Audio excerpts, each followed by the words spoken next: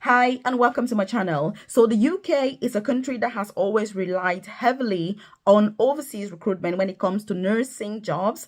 And this is something that, in fact, recently they released data saying that the UK currently, as we speak, they have 56,000 vacancies. But let me tell you something, if you are an overseas nurse, especially if you've got your ALT, OET, CBT, and even the OSCE, it doesn't really feel like they've got 56,000 vacancies because it has been very challenging for many people to find jobs. And this is because of the recent changes that have been introduced in the UK. So in today's video, I'm going to tell you what these changes are so that whether you're already in the UK at the moment or you're still out of this country, it is crucial that you get this information, because if you don't know what the changes are, it's very, very difficult to get a job. It's going to take you ages because you don't even know what the processes are. So if you're new to my channel, you're welcome. And if you are a returning subscriber, as usual, I appreciate your time. I would like you to leave a comment in the comment section below and say, Melvis, I will implement this, because implementation is key. Implementation is what is going to take you to the next step of your journey. And if you're not aware, I also have a free newsletter. I've dropped a link in the comment section below. You can contact me there. It's got my WhatsApp number, my email address. The newsletter means that I send information directly to your inbox. It won't take you 20 seconds to join. You drop your name and email and you're part of it, so that when those changes happen, when new opportunities occur, whether to move to the UK or for career progression, then I send that directly to your inbox. So check the comment section below and make sure that you do join, or contact me directly if you want to talk about your specific circumstances.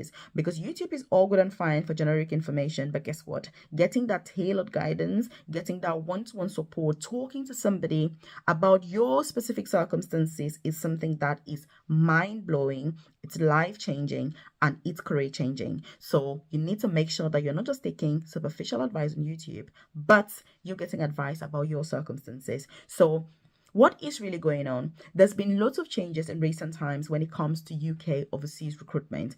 One thing I'm going to say is there's a lot about the red list countries as well as the green list countries, and they've even got amber list countries. So I would like you to drop a comment in the comment section below. Which country are you watching from? And you will let me know, are you from an amber list country, a red list country, or a green list country? Because it helps me to tailor the information that I'm providing so that it's helpful and it's more relevant for you. Because depending on where you're from and what your circumstances are, there are going to be different pathways that you're eligible for and that you can apply for. So one of these changes also is that the NMC now has pathways where even if you don't have the required grade for IELTS or OET, you can still work in the UK as a registered nurse. This is something that is amazing. It's massive. There was a huge consultation that went on. It took ages for the NMC to come through to this, but that is a pathway that now that has been implemented. I've personally supported hundreds and hundreds of overseas candidates who are now working in the UK successfully without having that grade for IELTS or OET. And if you're not aware, by the way, I am a nurse myself. I started my UK journey as a carer, then I studied nursing. I've got a master's in mentorship in nursing. I also have a master's in advanced, clinical practice. So I now work as an advanced nurse practitioner, which is the most senior clinical nursing job in the profession. So I'm very passionate about these processes because I've gone through all of this.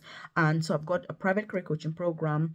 I've dropped a link in the description box below, or the about section of this channel, where I offer one-to-one tailored, individualized and personalized guidance. There are 3 different options depending on what you want. And it's only for the top 1% of people that, like me, are interested and invested in personal and professional development. So if you're contacting me or you're considering joining my coaching program, make sure that you're ready to work very hard. Because if you're not ready to work hard and you're like, Melvis, are you going to do it for me? Oh, what about the NMC? You're going to look, you need to be ready to put in the work, because competent nurses that are going to treat their patients, look, you need to know what you're doing. That's what I'm saying. So if you're part of the top 1%, obviously check the description box below, or you can just contact me in the comment section. You see my details to talk about what is in this for you and whether it's appropriate for you. So, and that's fine. And so when it comes to IELTS or OET, the easiest and the most straightforward pathway to move to the UK as a nurse still is just writing your IELTS, OET, CBT, that traditional process. But what is the biggest change that has occurred in recent times regarding recruitment. Oh my God, this is massive because 99.999% of UK organizations, NHS, care homes, private companies, most of them are no longer using recruitment agencies. This is a massive, massive change. If you watched till this moment, I want you to drop a comment in the comment section and just say recruitment agencies. Because when you're asking questions and things, I need to know who's watched the video until what point, because it just helps me to know, what you have heard so far and the type of guidance that you may need. So drop a comment in the comment section and say recruitment agency. So they're no longer using recruitment agencies. The reason for this, obviously, is not about red list or green list countries, because some people are concerned because they've already got their out, they've got their OET, they've got their CBT, they've got everything. Some people even have the OSCE because they've gone through the self-sponsorship road to come to the UK and all of that, and still they don't have a job at the end of it. And they're like, Melvis, what the, is really going on? And so if you find yourself in those circumstances, it's because of this change I've spoken about. They're no longer using recruitment agencies, and it's simply because of cost. So it's not that those countries have been added to the red list. They're still on the green list, which means legally speaking, they could use recruitment agencies. It's only that UK companies, because of cost, they're no longer using recruitment agencies. And this is something that is huge because it has huge and massive implications. For example, if you are, say, the NHS, let me give an example of the NHS because they always release their data and it's publicly available online, and you can see how much they spend to recruit one person.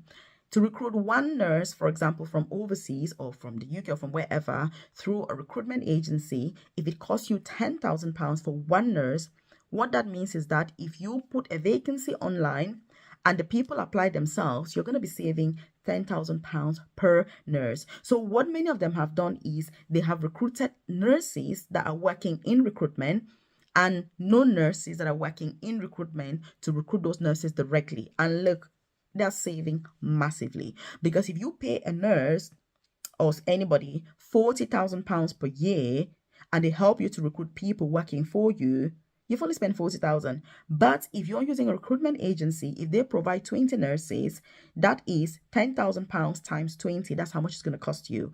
And in a time where there are financial crises, where funding is really ridiculous within the NHS, and where they're trying to take more money and put it where it really matters, patient care and all of that, recruitment also matters, but it's a lot cheaper to recruit people directly. So that's what they're doing. So if you're watching this, have you got your IELTS or OET? Leave a comment in the comment section below. Have you got your IELTS or OET or CBT? How far are you with the process?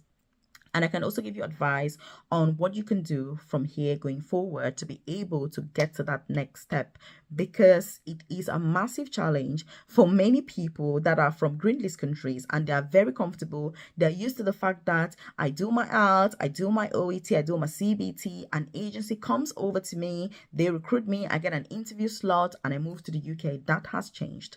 That's what I'm saying. Which means that how do you therefore apply? And by the way, if you know anybody that can benefit from this video, please do me a favor and share with them. Encourage them to apply so that they can, achieve their goal of moving to the UK. Because when you move to the UK, especially if you come here and take advantage of the opportunities that are here for career progression, let me tell you, it's going to be the best decision that you've ever made. But if you come here and you don't progress, you don't do anything else, you're not changing employers, it's going to be very hard. Or let me say, it can be very tough. So it's about flexibility. You need to be flexible. And so how can you therefore apply directly if you're in any of these circumstances? By the way, what this means is that if you're from a green list country or red list country or amber list country, there's no difference now. Everybody is the same. And you cannot use an agent to apply, because this is how it is. You cannot use an agency to apply at this point in time because they're not using agencies anymore.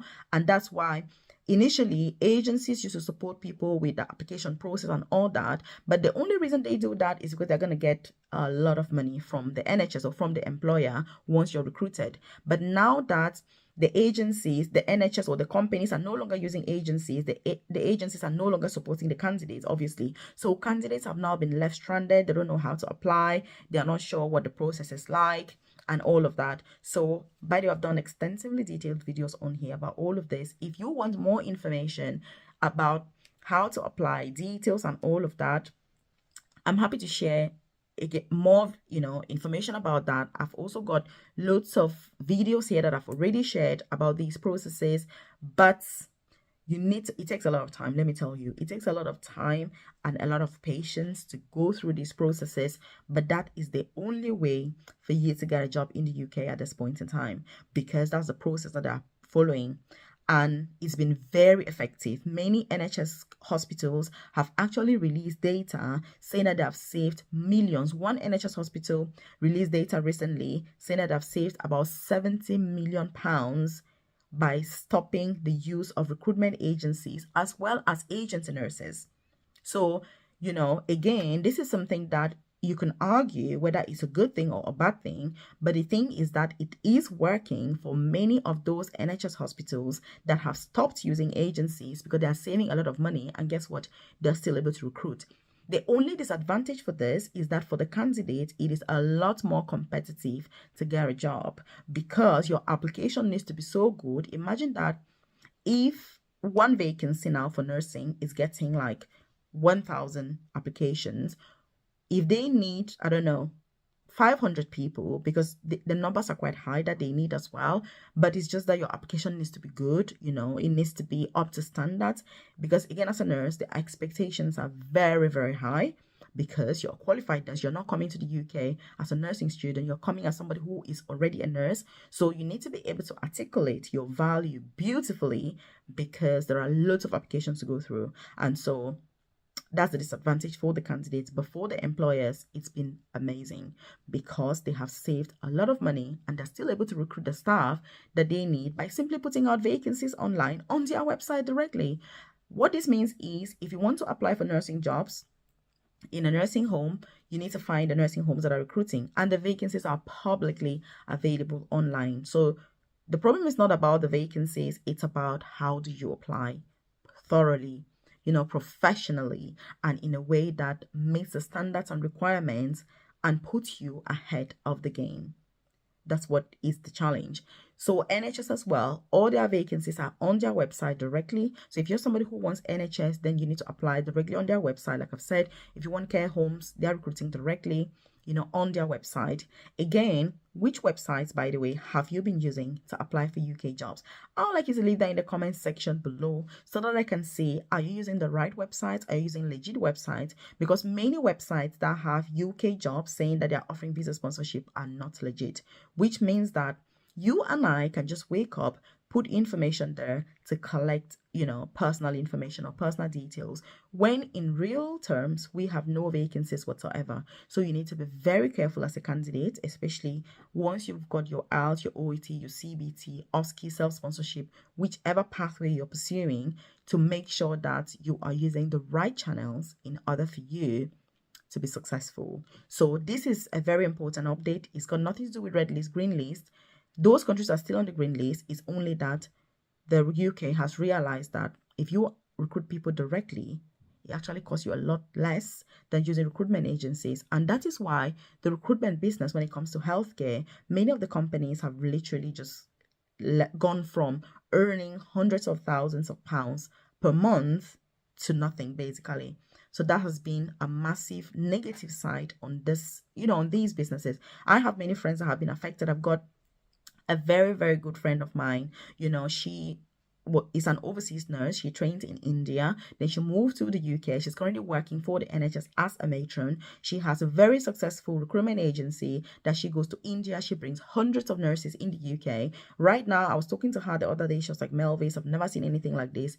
Not a single person. So that's what's happened. And if you're struggling to find a job, please, they are recruiting. They are giving visa sponsorship. The only thing is that you need to apply directly. You need to apply yourself. They're no longer using agencies and agents and all of that.